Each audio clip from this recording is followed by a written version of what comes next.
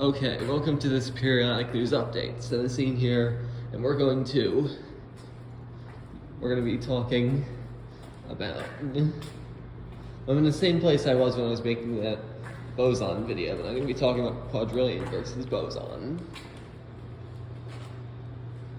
Quadrillion's going to be a lot more expensive though.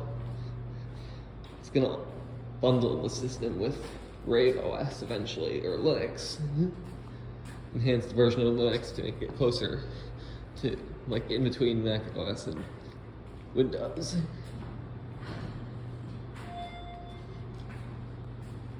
And with prices and specs matching Apple computers, like the Macintosh. You have a competitor with the Mac Mini costing $599. It's gonna be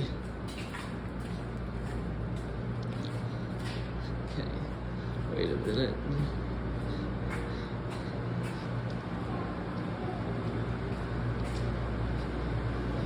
However, it's gonna use, instead of the previously planned Bulldozer processors, Bulldozer, Jano, and those types of CPUs, it's going to use the Intel Grantley CPUs. The one that competes with the M1 MacBook Air will use a Haswell EP CPU, whereas the one that competes with the MacBook Air M2 is going to use a Broadwell CPU, Broadwell EP.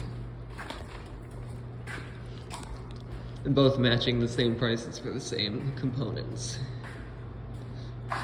I mean, I may do a 128 gigabyte SSD option for the models intended for education, but not just selling to education like Apple does.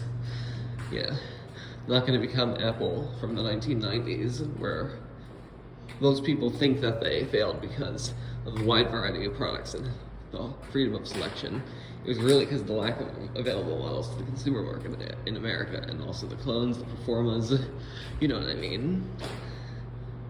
Apple would have done good with that strategy if they'd started selling the computers the same way they did back then, except with better marketing and without the clones, or made them the same way and sold them the way they do today. But that's where Quadryllion comes into the solution. This video is going to mainly be about Quadryllion, not boson. Boson is like the Dell competitor. And then there's the $1999 Mac Studio competitor that uses the 16-core Xeon E5 2683 V4. What? What's going on? I'm running on the wrong side of the tracks. I gotta check to see what does say the 204 to North White Plains is on track 1, but it's not for every 36 minutes. Why is that M3 running on the wrong tracks? Anyway, let's get back on topic.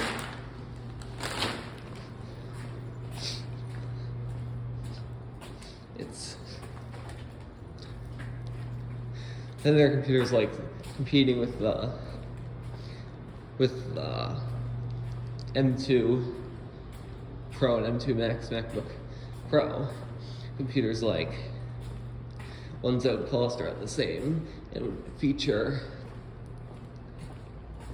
12-core Xeon E5 2650 V4s. The same 16 gigabytes of RAM and 512 gigabyte SSD.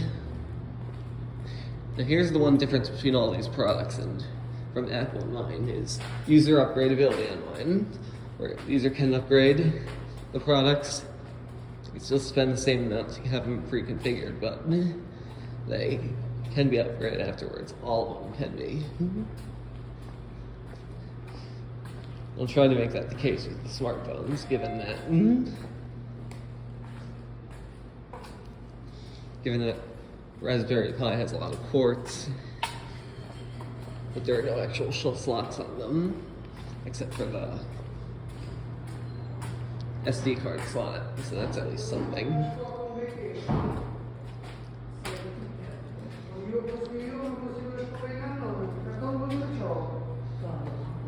Yeah, this overpass is being used a lot when we go downstairs to finish the video.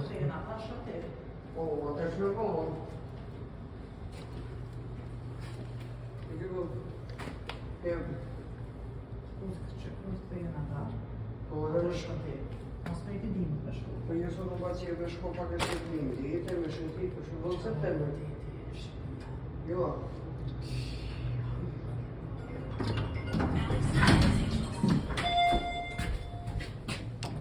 Hello, my lady.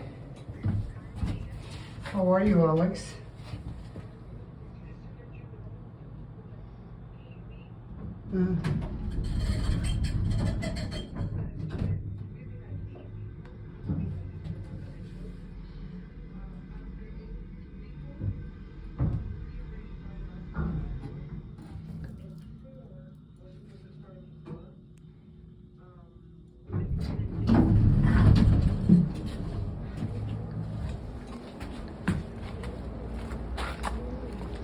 Okay, we're here at the departure board.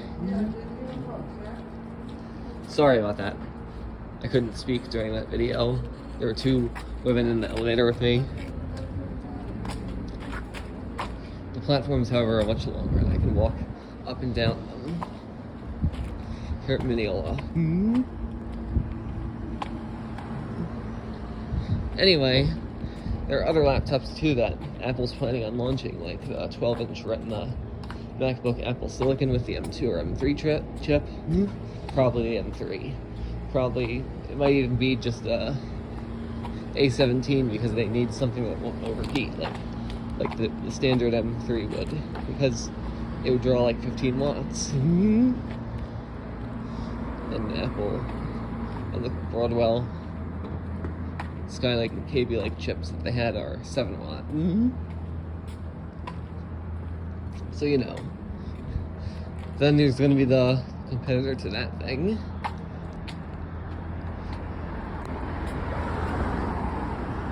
It's going to need to use something like a Broadwell EP processor because 14 nanometer can handle much lower power.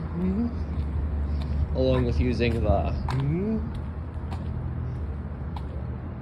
two ECC RAM slots on the X99 motherboard, and the one PCIe slot I can convert to 3, and of course the DVD drive and the 5 and the 4 other storage bays, including a floppy. So yeah, that one will come with 2 optical drives as well.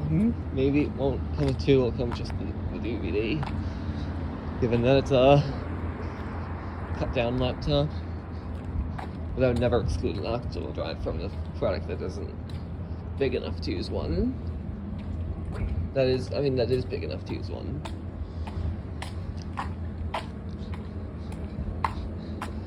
So as you can tell, this is going to be awesome.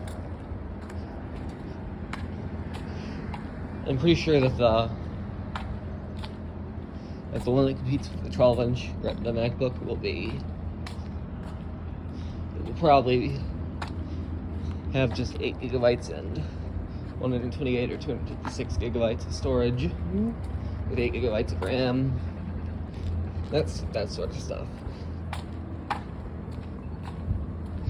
I guess it could use a 2603 processor that can be where the hyperthreading and the turbo can be enabled.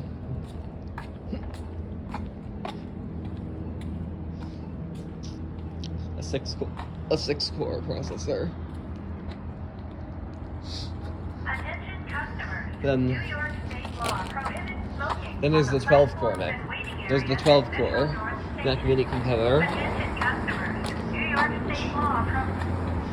Probably costs $12.99 and it have 16 gigs and 512 gigs. And I forgot to mention these things actually have discrete GPUs, much like the Mac Pro or I think the Apple Silicon Mac Pro also, it might have one, I'm not sure. Or it's probably going to be a discrete GPU integrated into the. That's what the second design plan for the Mac Pro. The first one is just to have modules that contain the chips.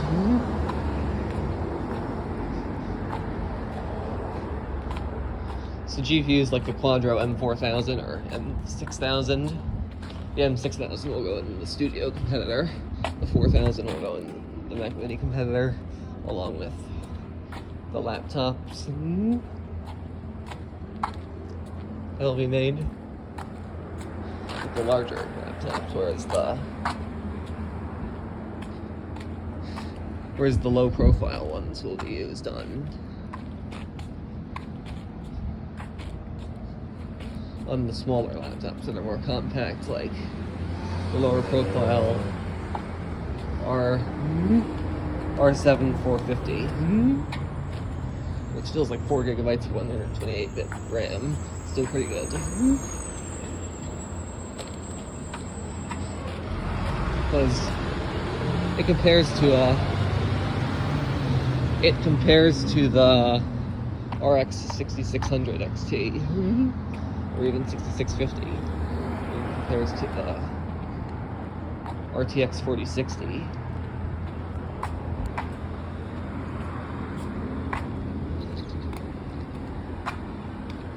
That's going to be it. I'll later talk about tablets and smartphones and other devices.